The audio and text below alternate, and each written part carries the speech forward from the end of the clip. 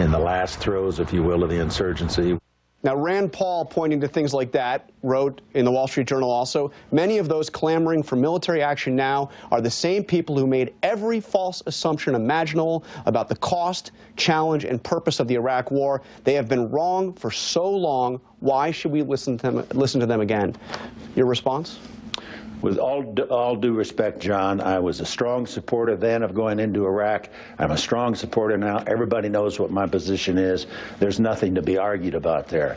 But if we spend our time debating what happened 11 or 12 years ago, we're going to miss the threat that is growing and that we do face. Rand Paul, with all due respect, is basically an isolationist. He doesn't believe we ought to be involved in that part of the world. I think it's absolutely essential. One of the things I worried about 12 years ago and that I worry about today is that there will be another 9/11 attack, and that the next time it'll be with weapons far deadlier than airline tickets and box cutters. And when we have a situation developing in Pakistan, for example, where there are nuclear weapons, where supposedly that technology has been sold to the Koreans, at the same time the president announces the complete withdrawal from Afghanistan right next door, that we're missing the boat. We don't understand the nature of the threat. On virtually everything you just mentioned, it seems you also have a debate within your own party. Rand Paul, many see him as the front runner for the Republican nomination in 2016.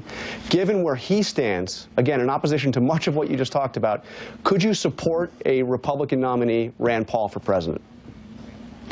I haven't picked a nominee yet, but one of the things that's right at the top of my list is whether or not the individual we nominate believes in a strong America, believes in a situation where the United States is able to provide the leadership in the world, basically to maintain the peace and to take on the al-Qaeda types wherever they show up.